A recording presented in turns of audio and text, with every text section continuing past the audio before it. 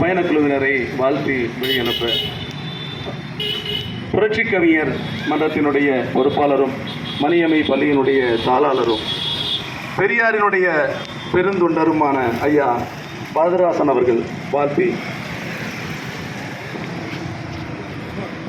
ஒரு உரத்தோடு தமிழ் இனத்தின் அடிப்படை கூறுகளை நிலைநிறுத்துவதற்காக தொடர்ந்து பயணப்பட்டு பரப்புரை செய்து வருகின்றிருக்கக்கூடிய தோழர் பொழிலன் அவர்களுடைய பெரு முன்முயற்சியாலே இங்கே இந்த 5 முனை தொடர் பரப்புரை நிகழ்ச்சி நடைபெற்று கொண்டிருக்கிறது. தலைமையேற்றுவதற்கு நிலவழகன் அவர்களுக்கும் பயணித்த அனைத்து தோழர்களுக்கும் நெஞ்சார்ந்த வாழ்த்துக்களை தெரிவித்துக் கொண்டு, இங்கே தோழர்கள் அதிகமாக சொன்னார்கள். இந்த முற்றதிகாரம் என்றால் என்ன என்று சொன்னால், மிக எளிமையாக புரியும்படி சொன்னால், தலைவர் பேர் அருளாளர் பெரியார் அவர்கள் சொன்னார்கள், இந்த விடுதலை நாள் எனக்கு துக்க நாள். இந்த விடுதலை என்பது வெள்ளைக்காரரிடமிருந்து கொள்ளைக்காரரிடம் கொடுக்கப்படுகிறது என்று சொன்னார்கள். அந்த உண்மை இப்பொழுது சரியானது என்பதை இந்த மக்கள் புரிந்து கொண்டிருக்கிறார்கள். இங்கே படிப்பதற்காக தந்தை பெரியாருடைய பேர் உழைப்பிலே திராவிட இயக்கத்தினுடைய ஆட்சித்தனத்தாலே இங்கே மக்களை சாதியால் இழிவுபடுத்தப்பட்ட சூத்திரன் என்று ஒடுக்கப்பட்ட மக்களை படிப்பும் பதவியும் பெற்றுக் கொடுத்தால் அதை இன்று நீட் என்றும் தேசிய கல்விக் கொள்கை என்றும் இப்படி புதிய இந்த மாதிரியான பல இடைஞ்சல்களை கொடுத்து இந்த மக்களை மீண்டும் ஒரு நூற்றாண்டுக்கு பின்னாலே அந்த அவலநிலைக்கு தள்ளுகிறார்கள் என்று சொன்னால், இதை ஒடுக்குவதற்காக இதற்கு என்ன தீர்வு? இந்த பொதுப்பட்டியலிலே இந்த கல்வி தமிழ்நாட்டினுடைய உரிமையாக இருந்தது, இன்று அவர்கள் கையில் இருக்கிறது. இப்படி எதை எடுத்தாலும் அரசு துறையாக இருந்தாலும் நீதித்துறையாக இருந்தாலும் இப்படி இருக்கக்கூடிய ஒவ்வொன்றிலும் அவருடைய சொன்னார்களே வரியாக இருந்தாலும் இப்படி பல செய்தி. இன்னும் சொன்னால் அவர் சொன்னாங்க, இந்த மொழி ஆதிக்கம் சமஸ்கிருதம் இந்தி. இவன் கோயில் கட்டுறான், கோயில் கட்டி உள்ளே போனால் அங்கே சமஸ்கிருதத்தில் இருக்குது. யோசிச்சு பாருங்க. இதை ஏதோ இங்கே நாங்கள் பரப்புரைக்காக சொல்லலை. இந்த சமஸ்கிருதம் என்பது தமிழர்களுக்கு அந்நியம் என்பதை ஆழ்வார்களில் ஒருவர் பாடியிருக்கிறார். யார் அவர் ஆழ்வார்? வைணவத்தினுடைய திவ்ய பிரபந்தத்தை ஏற்றுக்கொண்டிருக்கிற, திருமாலை ஏற்றுக்கொண்டிருக்கக்கூடிய ஒரு பக்தி நெறியை சார்ந்தவர்கள். அவர்கள் என்ன சொல்லுகிறார் அந்த ஆழ்வார் என்றால், திருவரங்கத்திலே இருக்கக்கூடிய அந்த இறைவனை ஆழ்வார் பாடுகிறார். எப்படி பாடுகிறார் என்று சொன்னால், அவர் சொல்லுகிறார், இந்த பள்ளி கொண்டு படுத்திருக்கிற இறைவா, நீ தெற்கு நோக்கி படுத்திருக்கிறாய். ஏன் படுத்திருக்கிறாய் தெரியுமா?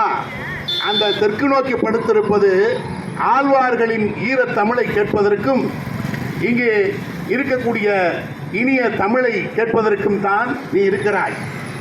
ஆனால் நீ ஏன் வடக்கு நோக்கி படுக்கவில்லை என்று சொன்னால், அங்கே வடக்கே வாடை காற்று இருக்கிறது, கொடும் சமஸ்கிருதம் இருக்கிறது என்று அவர்கள் பதிவு செய்திருக்கிறார்கள் என்று சொன்னால், இந்த மண்ணுக்கும் இந்த சமஸ்கிருதத்திற்கும் எந்த தொடர்பும் இல்லை என்று பக்தி நெறியிலும் சொல்லுகிறார் என்பதை புரிந்து கொள்ள வேண்டும்.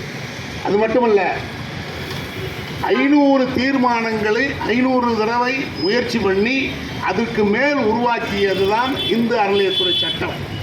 அந்த சட்டத்தை உருவாக்கி இன்றைக்கி எல்லாருக்கும் உதவி கொடுத்து அங்கே இருக்கக்கூடிய பணியாளர்கள் அல்லது நமது உரிமைகள் இதெல்லாம் பெறப்பட்டிருந்தாலும் உடனே இன்றைக்கி நீதிமன்றம் போய் அந்த பணத்தை கல்லூரி கட்டாத, அந்த பணத்தில் பள்ளிக்கூடம் கட்டாத அப்படின்னு சொல்கிறாங்கன்னா, இதையெல்லாம் நாம் வென்றெடுக்க வேண்டும் என்று சொன்னால் அந்த வடநாட்டு அந்நிய ஆதிக்க சக்திகளை, ஆரிய பார்ப்பன சக்திகளை நாம் புறந்தள்ள வேண்டும்.